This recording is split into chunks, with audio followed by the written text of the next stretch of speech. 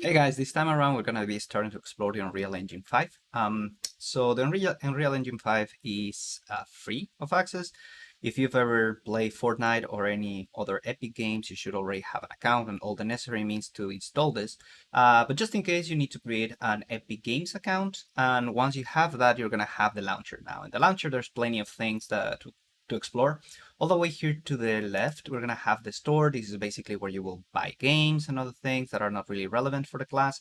I don't know why, but even though I have a speedy connection, it sometimes takes quite a while for me to open these tabs, right? So these are all the games and stuff that are here at the time of this recording. One really nice thing about the Epic Games launcher is that from time to time, they're going to be giving you free games.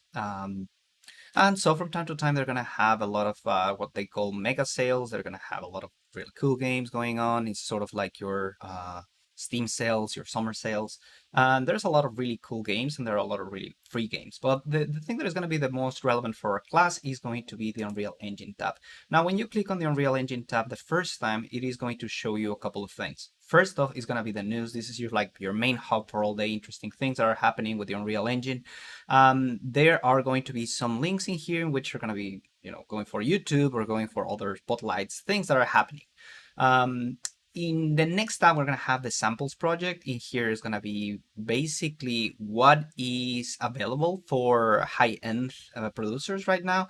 For instance, MetaHumans is really not a first approach to what the Unreal Engine should be. Content example definitely is one of those.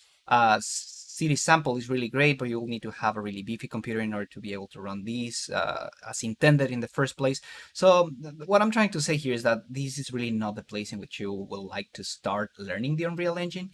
But there are a lot of really cool tutorials here, and depending on your level, you should be able to, start exploring this thing.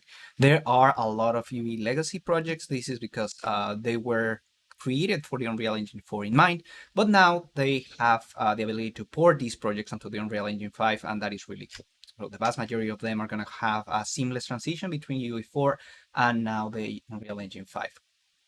Marketplace is the place in which you're going to be able to buy assets, basically models and other things. One really cool thing that Epic is doing as well is giving you free assets for the month. So for instance, in this particular month, they have not created the newest yet. So this is last month's pack. I just downloaded them all, and we're expecting the new ones. But there's a lot of really cool things that I have in my library just because they were free at some point. And it's really cool. So I'm gonna go back here to the library. As you can see, I have a lot of different engine versions installed. Here in the vault, you will see all of the things that I have gotten for free and all the things that I can start incorporating into my projects, past projects, and other examples, right? So what I want you to do is, if you haven't done so already, is install the Unreal Engine. So for that, it's only a matter of clicking on the plus sign, and that is going to let you choose what is the version that you want to install. As you can see here, you won't be able to find any 5 instance in my case, and that is because I already have the one version that Unreal Engine has. So it's a good time as any to start talking about different versions that you will be having here available. So easy to notice, you're going to have Unreal Engine 5 or Unreal Engine 4. There's no past versions. You won't be able to install Unreal Engine 3 or 2 or anything. So it's going to be either a 5 or a 4. Now, the next number is going to be the subversion. As far as subversion goes, you can go all the way to Unreal Engine 4.0 beta. So everything could be found in here. Now, what are the cool chaos? I have no clue, but the latest stable versions are going to be over here. And so that should be it, right? So it's the version and then the subversion. The very last number is going to be the revision. So the very last version for 4.25 was the revision 4. Every project for 25 is going to be compatible with this. Even if you install 4.25.4, even if you created that and then you have to open that in a 4.25.3, you will be able to open it seamlessly, but you won't be able to go backtrack from 4.27 to 4.26. And that is going to be exactly the same for the Unreal Engine 5.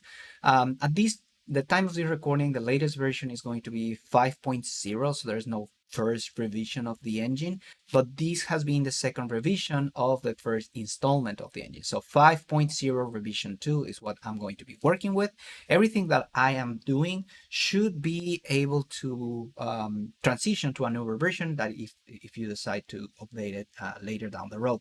Now, there's a big issue if you're watching this in a future semester, and that is because they're not backwards compatible, right? So I mentioned that in 427, we're assuming it's going to be the same for 5, but if I open something in 427, I won't be able to open it back again in 426. And I'm assuming that it's going to be the same case for 5.0 and 5.1 and so forth going forward. So be committed to whatever version you're going to be working with. If we have a particular version installed in the labs, that is the one that you have to stick with, because otherwise it's going to be a pain for the grader or myself to open your projects, or even when you're working with your teammates to work on something else, that is going to be a pain. So after you click on that engine version, it's just a matter of saying, well, what is the version that you want? I am adding one right now. So for instance, I'm going to say this one and then hit install.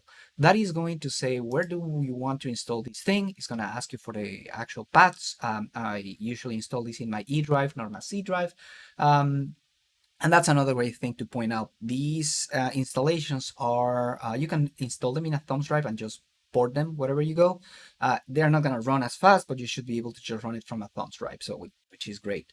But the idea here is you choose where you want to install and you hit install. I'm not going to install it because I already have the Unreal Engine 5 installed, and because of that, I don't really need to do anything up to that point. So Unreal Engine 5 is the thing that we're going to be working with from this point forward, and as such, I'm going to hit launch. So the installation process can take up to an hour, so take that in mind. But for the following part of the lecture, you need to have this installation already in place. So I'm going to run that, and I'm going to wait for a little bit. I'm going to pause the video because it usually takes a while to launch for the first time. And so once the installation is done and you launch this instance for the first time, it is going to show you this window. So I maximized this to just use the most space of it, but it is going to come something like this. All right, so you maximize that and then you get to see all of the variety of projects you have worked so far. If this is the first time that you open this, then you won't be able to see anything up here, but I'm gonna go to the Games tab. Just so you know, the Unreal Engine is so powerful and so useful in many different applications that it's not only just designated for working games. You can do film and video, architecture, automotive. Most of them are gonna have a similar interface, if not exactly the same interface, but what we're gonna be working with is going to be games. So I'm gonna go to games and I'm going to be choosing the third-person template. There's a couple of templates in here that are really cool to play with in the first place, like first person and third person. Those are the two that we're going to be using the most for the rest of the semester. But I'm going to start with this one, right? So I'm going to start third person, and then I will just say where I want to save that. I usually have that on my D drive. Again, I don't like saving stuff on my C drive other than installation files, but in my case, I'm going to have that on a D folder called Unreal.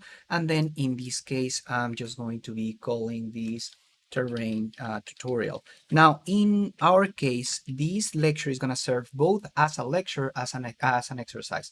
At the end of this, what I will ask you to do is take a screenshot of what you have, and that is going to be your submission. So I'm going to be doing this. I'm going to hit create. That is going to start creating the project. It's going to close all the window down for me, and then it's going to start loading the Unreal Engine. Now, once again, this is going to take a lot of time the first time that you create this project, but taking into account that I did my prep for the class and I did the recording earlier or afterwards, this is going to run a little bit faster.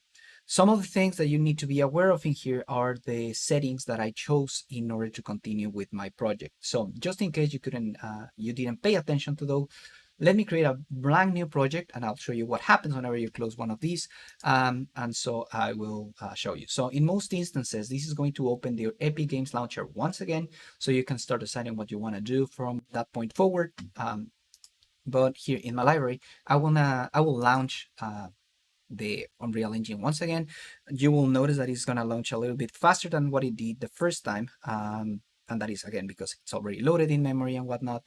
But once you have that, it is going to let me choose what are going to be the settings that I want for my project. So once again, I'm going to go to my games, and I will say I don't want to have, well, actually I did choose in my last project, these started content, and this is a sort of an issue because the starter content is really cool. It's gonna have a lot of different modes that I can work in my project and whatnot.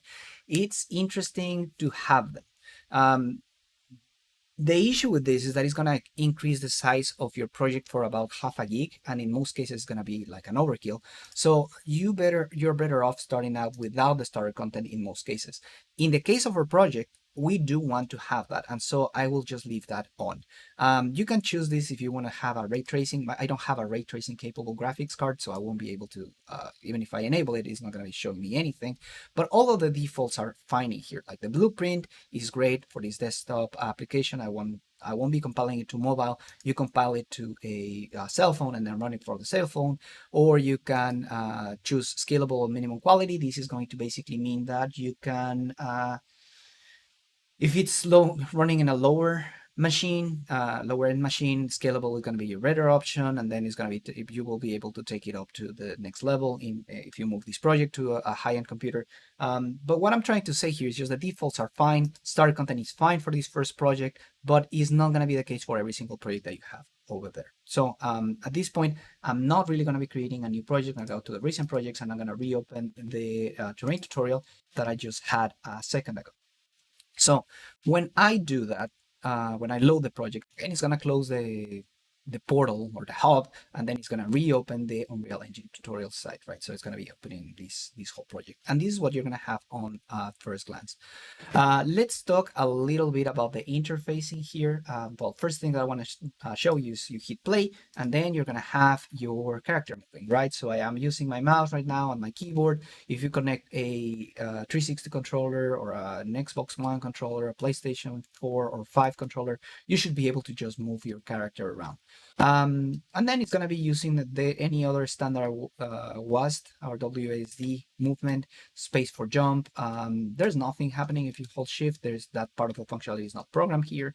But what I'm trying to say is that just at the get-go, you have a really cool starting point for a project.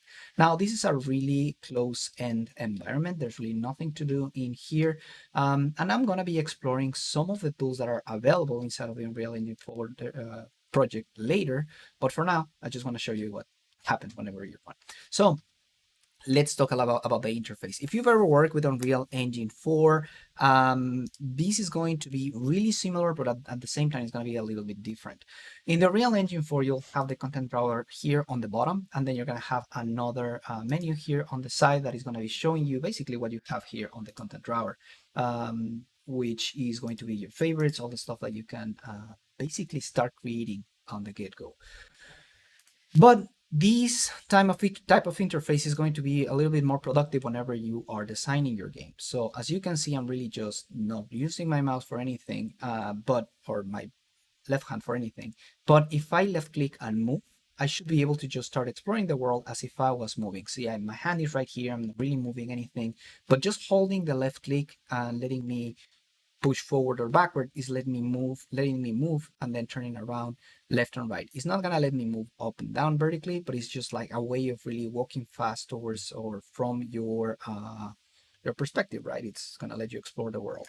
Now, if you left click, that is gonna let you rotate the camera around. There's nothing else that you can do in here. Left, right, up and down is gonna let you turn your camera around.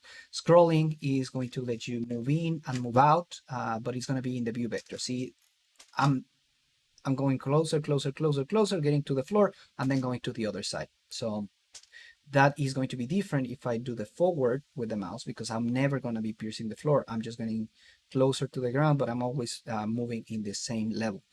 Think about this as if you've ever played Minecraft. It is going to be like the creative mode. You're always looking at the direction that you meant to be looking, but you're never getting into the ground, right? So take a look at that. Q and E are going to let me go up and down in the world only if I'm holding the the right click. That way I would be able to move up and down in the world. Now, that is my general view. Now, once again, if I click here on the content drawer, I should be able to see all of the things that I have imported into my world.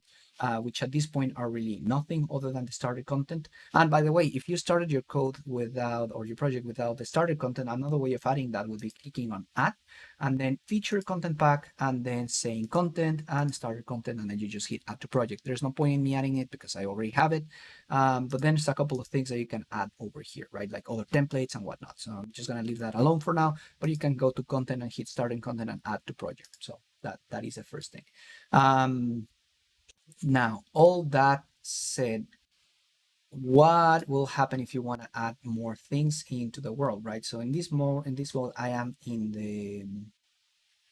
the selection mode. So I will be able to select all the things into my world. I should be able to hit play and whatnot. But there's ways of adding basic things onto the project really fast. So I can click on this thing and I can say add. I can say add an actor, character, pawn. These are predetermined classes that are going to let me improve the functionality of my mesh or my project. So basically, like just like that. Okay, I can add basic shapes. So like if I add this cube in the world, I should be able to press Q to select it, W to move it, just like in Maya. Move it up, moving down, and if I hit play, that cube is going to be static in the world, right? So this is a great point to talk about the properties. So if I select this thing or I select this other one, what is going to happen here is on this side, I'm going to have it in the outliner. If you've ever worked with Unity, this is going to be sort of your hierarchy. What are the things located in my world? There's also the details panel. Don't remember what it's called exactly on Unity, but it's sort of the same thing, right? I can get to see the details and all of the things that have been attached to the prefab. Now, in this case, think about this as a blueprint. Blueprint and prefab are sort of an interchangeable term in terms of this is an entity for the world.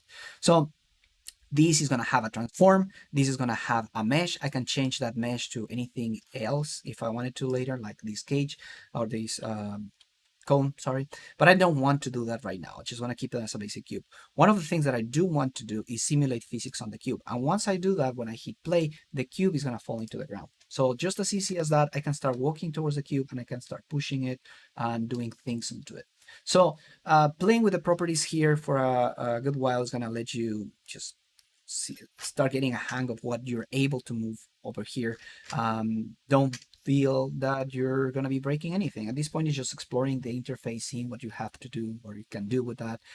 You can move it around once again with W, but the same as in Maya, you can press E to rotate, you can press R, sorry, to scale it, and you can scale it in multiple factors. Now, one thing that Unreal does that is not entirely intuitive is that it's going to have snapping to the grid enabled by default. These are the snapping tools, right? So if I click this one, it is going to let me move it freely. Now, there's not a lot of big difference in this one, but you get to see that there are steps onto it. And I can change that from, let's say, 10 to 50 to make it a little bit more noticeable. Do you see that? 100 is going to be the measurement of these. So I'll change that to that. So that is going to be in centimeters. So it's going to be basically 2 meters. Your character is going to be 2-meter tall. So it's going to be 200 centimeters. That's so you get a general idea what the character is supposed to be. So you can scale, rotate, and whatever. And whenever you scale it, that is going to change the value of the size over here. But you can always specify that, right? So over here, I can say something like, this is 1 kilogram in mass. So I'm going to push this here and it's going to fall and it's going to have a weight and I can basically start pushing it. Now, the forces in here need to be adjusted because something that is so large and it's only 1 kilogram in mass, it's not really going to make a lot of sense and you're basically going to have a density that is really low. So when your character is pushing it, it's really pushing it with a really strong force. And that's why it fell into space. So it's usually a good idea to just let the engine calculate that for you. So just don't set the mass in kilograms. Say, well, this is a really large, massive object. I would be able to move it, but just barely, right? So it's more dense. I should be able to apply a different force. And, all the solvers, all the physics solvers are going to be there. Now, this is a good time to stop talking and let you just explore the interface. I will be coming back in let's say explore this for 10 minutes and then we're gonna resume the video. I'm gonna have that in a single recording so it doesn't lose. the flow doesn't get lost. But pause the recording here and then continue the exploration. If you want to visit the scene a little bit faster, it's just a matter of changing the camera speed, but everything else that I have said is holding true. One thing that I totally forgot before I let you go is that if you want to move this in a diagonal, like if you want to move it in the local axis, you should be able to change that from here. This is the global scale, so local and global doesn't mean the same thing as the axis is rotated, as it happens in Maya. And it's usually a good idea to enable your steps by 10 and your degrees by 10, but most of the time you want to just keep it free, so disable those flags and then just run it around and then, hit play and start exploring, see what the changes are. So I'm going to be back in like, let's say, explore this for 10 minutes, and then we're going to resume with the terrain tutorial. All right, welcome guys. What I'm gonna do now is I will take these walls and I'm just going to select them and destroy them. Right, so that's the first thing that I'm gonna do. Select the walls and destroy them. That's the only thing that I want to do at this point. And when I hit play, nothing should have changed except for the fact that when I walk through the world, I'll start falling to my death, and then the engine is going to basically stop the game for me. I don't keep on falling forever. The game is actually paused at this point, and that's it. There's a line in which I'm gonna have a, let's say that's the lowest possible that I can get into my world. So keep that in mind for the next things that we're gonna be doing. I can see these from the side. Let's say to the left, and then you're gonna get to see the, I don't get to see the value here for where that is, but you should be, in any case, be aware that I would die if I reach a point. So I don't know if that is the thing that is marking it. No, that's my exponential fog. But nevertheless, there is an area that if you fall below, you're going to die. So that is important for what we're going to be doing next. We're going to be creating a terrain, and we're going to be able to raise and lower that terrain. So if we do that, we lower it too much, then probably we're gonna die even if we're not supposed to. So for that, I'm gonna change my mode. In here I was in the selection mode, and I show you that there are a couple of things that you can add.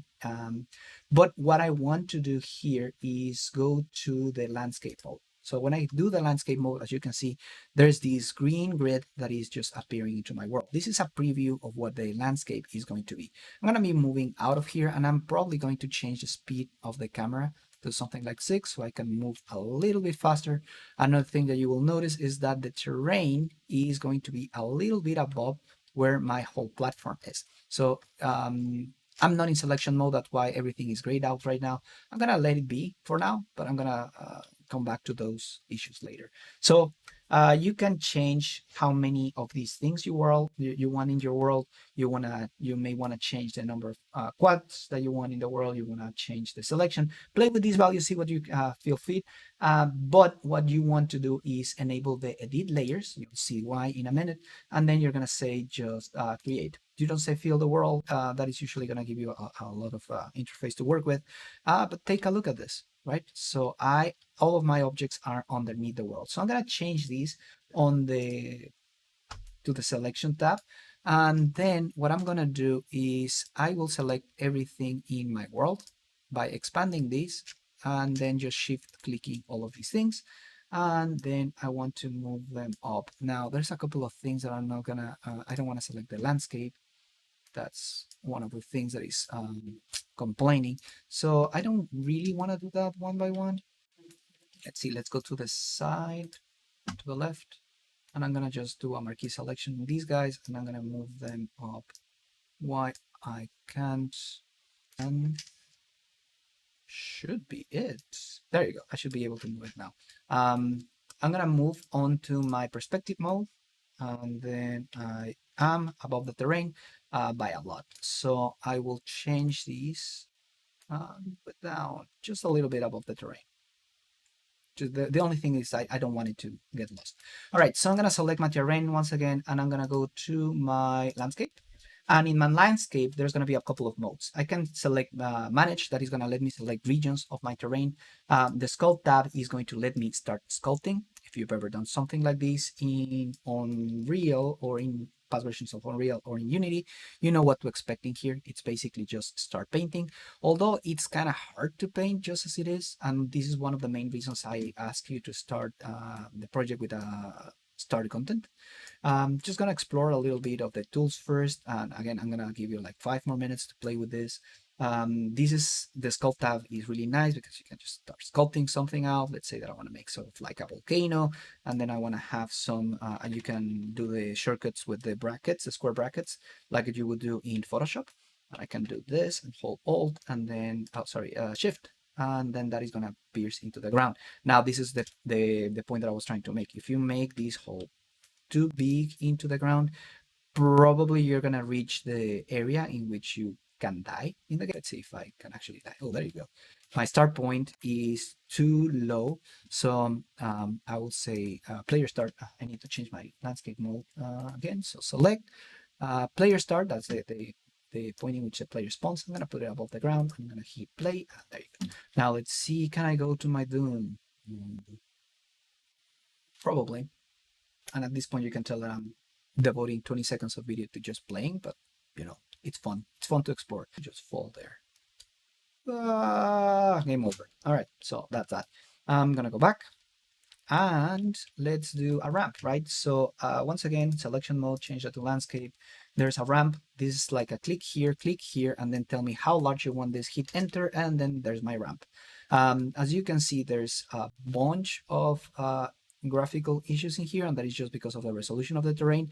I advise against getting a really high resolution terrain, especially because more than likely it is just going to be using resources that you don't want to spend. But yeah, there's a couple of things here, like erase is going to basically erase a part that you have done. The idea here is that it's going to make it zero neutral, so it's not going to in the ground, it's just flattening the level to the point that it was created.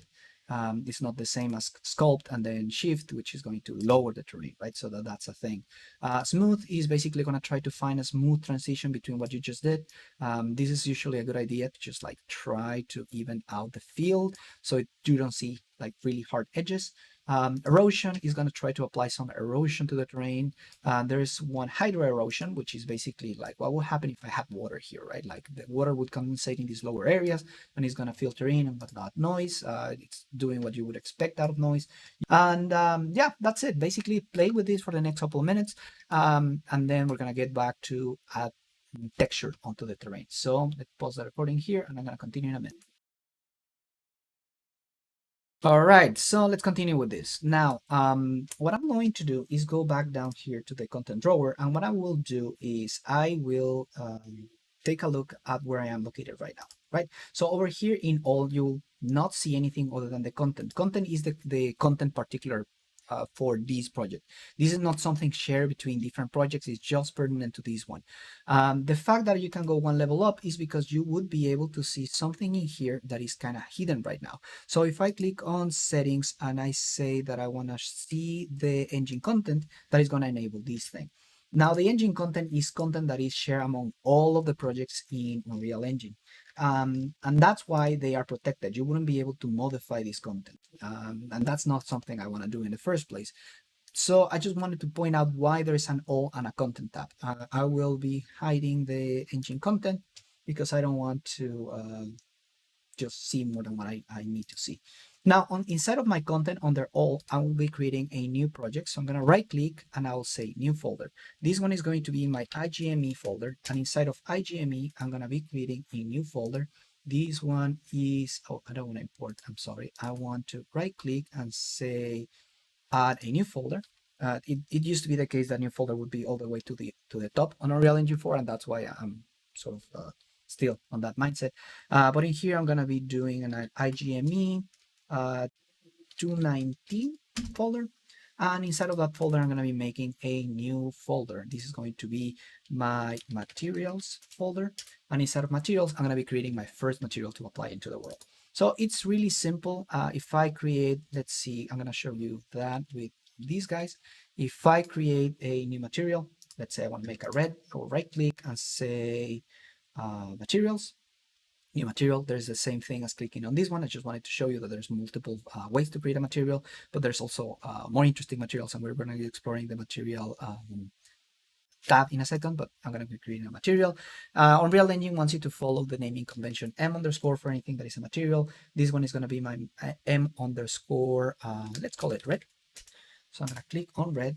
And over here, I'm going to be creating a new constant value. So I'm going to hold the button 3 in my keyboard, 3, and then I'm going to click here, and that is going to be creating this value. So I'm going to click that, and I'll put that under color. And you can then click on these, or double click on this, and then change that to red. Notice that the saturation is still 0, so I want to make that value of 1. And then when I do that, it's going to start compiling shaders. It's going to save that, and in some cases, it's going to bring a pop-up here that says, hey, I'm compiling stuff.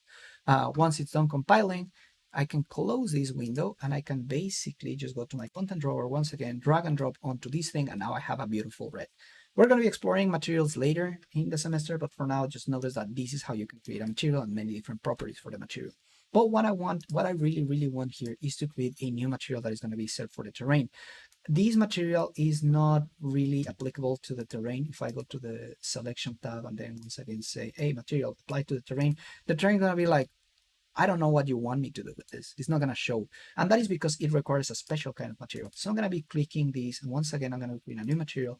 This is going to be my m_terrain. And inside of this one, what I will do is create something that is called a blend. So I'm going to call this a landscape layer blend. This is the one that I want. Now, for now, there's nothing that I need to care for in here. But when I select these, I'll say add another element, add 2 elements. In fact, first one, expand that, and I'm going to call this, let's say, grass. Everything is going to be grassy. And then the next one is going to be called rocks. You can add as many as you want, but it's important to have these two. So now with that in mind, I'm going to open my content drawer and I will go to I'll click on my started content and I will say grass. And there's going to have a bunch of these things. I don't want the grass material. I want the grass textures. So I'm going to drag these in. Once again, I'm going to drag these in. And I haven't ever put any thought into this. There should be a way of pinning this docking layout.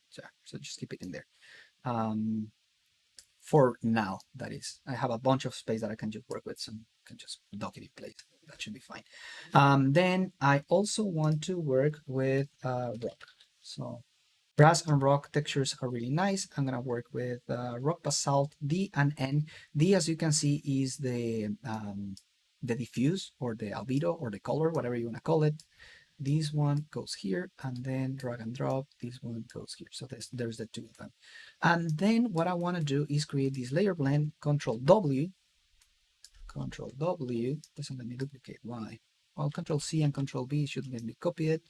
Oh, I think they are finally changing to Control D. Yeah, for the longest time, Unreal Engine 4 had the tendency to have a duplicate with Control W. So I got into the mindset of just Control W, everything that I want to duplicate. Now it's Control D, thank God. So I'm going to have those two. Now, the material blend is going to be the thing that I'm going to be using in order to switch between my textures applied in here. I'm going to select the sRGB to grass and the RGB once again to rocks, and then I'm going to connect that to base color. That's why I wanted to duplicate this layer blend. I'm going to select these here and these here, and then I'm going to connect that to normal. We can work with more complex materials, but for now I think this is good enough. Probably I don't want to cross my cables, so I'm just going to do this. I'm going to hit save, and that should be it for the material. It's going to start compiling it. There's a couple of things that I can do with the UVs. Probably not going to do that for this video though, but you can change how it's scaled in your terrain. But for now, I'm going to say I'm in the selection mode, and I will go back to my IGN folder. Now let's expand that on the side. Materials, and I'm going to select the terrain and I'm going to drag and drop it. Now I want to really do that on all of them at once, so I can select the terrain, I can select that thing, and then I just say here, this is a tab, say use this asset selected from the content browser and put it into every single one of those. As soon as you do that, everything is going to turn black, and that's okay. The issue here is that I don't have a terrain blend, and so Unreal Engine doesn't really know what to do with this terrain, right? So what I want to do at this point is apply those blends. So let's go back to the terrain, and over here, everything seems to be set up the right way. So my blends should be okay. Over my terrain mode, that's what I'm missing. I need to go to my landscape, and then under paint, what I need to do is, I'll give it a second, it's gonna refresh these two, but I need to create the layer info. I need to say where I'm gonna save this thing. So that was the step that I was missing. I'll click here and say weighted blended. This is gonna say, where do you want me to save this thing? You wanna save it in the same map? Sure, probably is a good idea because this is only gonna be working on this map. So the map that is saving this terrain is the map that is gonna also save the information about how to use the layer blend. This is not a property of the material, this is a property of the terrain in the material, if you know what I mean. So I'm gonna save that on the grass. As soon as I do that, everything is gonna turn to the grass, and this looks disgusting because it's super shiny, but don't mind that for now. I'm gonna say weight blended also, and I'm gonna save this one. So probably a good idea to go back to my content, IGMA 219. I should have that in here. So materials, terrain, and I don't want any specularity coming out of that. So I'm gonna say 1 as the same way that you say 3 and pressed. I said 1 and clicked, and I'm gonna connect that to roughness. My terrain is gonna be super rough, and I'll say that's it. So I don't want any specularity coming out of the map. So that's gonna get fixed by that 0 over there. Now the color is pretty bad as well. It's super slimy, shiny, weird. So one thing that I can do in here is say that actually no, my roughness should have been 1 because the value says I'm super rough. So that's what I want. I'm gonna be using a PBR workflow. So if I don't feed values on these ones, they're gonna have a default. That's why it was kind of weird. Now that I did it like this, it's gonna be not slimy at all. And that's really what I wanted. Now, it doesn't really look much of a terrain right now, but we're gonna be doing some other things later to make it improve.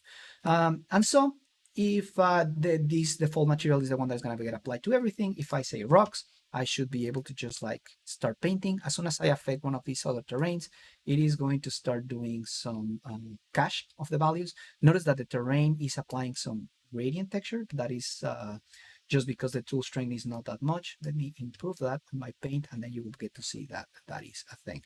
Again, repetition is kind of gross in here. As you can see, the rocks are blending in, but the UV in a far distance looks like there's a lot of repetition in my terrain. I should be able to fix that rather easily. So let's do UV scaling. I'm gonna go here and say scale UVs by center. So it should be this one. I think I need to connect that. All those. And then there's the off scale. So I'll say 1 once again, and this is going to be a value of, let's see what happens if I do 0.5, connect that in here, hit save. See the terrain is going to change and the rocks are larger. So scale UVs by center, and you can play with those values. The larger it is, usually the less repetition you're going to notice, but the more detail. So just dressing up the terrain with textures is usually a bad idea, but that is the very basic that you have to do for this. So I'm gonna go back to the selection mode, and I'm gonna go to foliage, and over here it's gonna say, well, do you want me to add something onto the scene? Which I'm gonna do. I'll go back to my starter content, and in here now I'm gonna look for rock.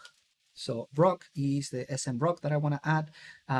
It's a static mesh. It doesn't have any collision preset, so you're gonna see that that is an issue in a second. But I'm gonna take that rock and I'm gonna put it here. So where do you want to save this information of the foliage? Once again, I don't want to save that in the starter content because this is also part of a map. So I'm going to save that in the map tab and save that in here. Once I have that, I can just start clicking in here, and that's going to start adding rocks into the layer, which is kind of weird because there's too many of them. So you can play with the density, right? So you can say, well, less density and a larger brush size. So there's going to be more rocks in here, probably too many still. So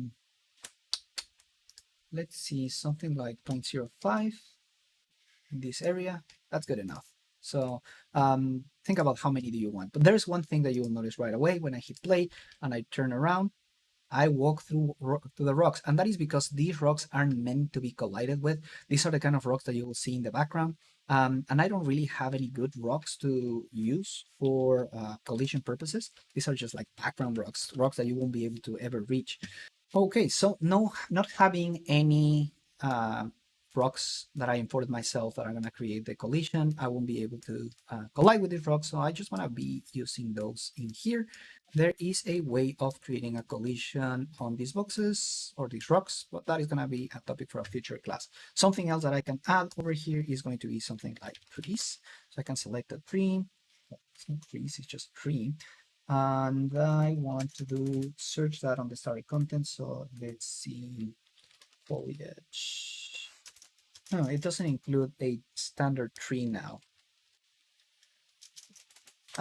There are many different packages that I can include in here, just start adding more things to the world. But for now, I think this is gonna have to be it.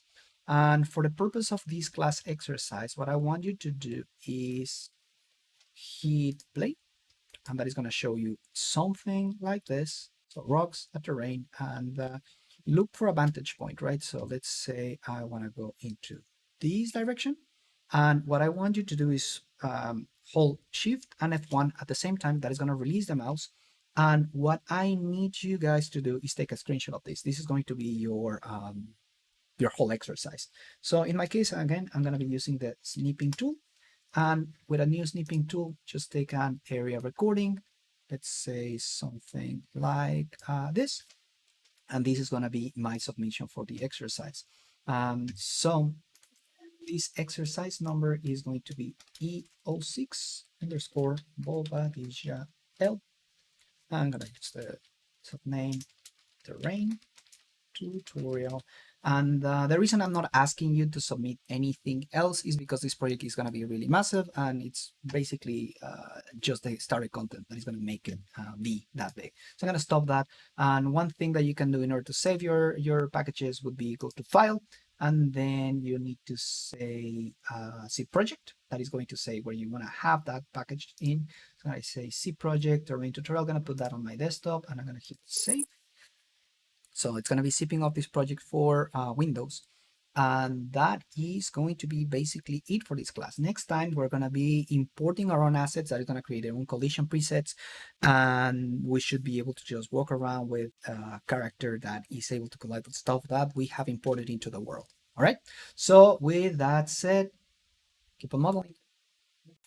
Oh, and just on a little post note after the class, after I zip up the project and I deliver it, this thing is almost 1 GB in file size. So that's why I don't want you to zip up this project and give it to me. What I want you to do is really just keep on the project as it is. Just give me the screenshot. That's the only thing that I need. All right. So I'll talk to you guys later.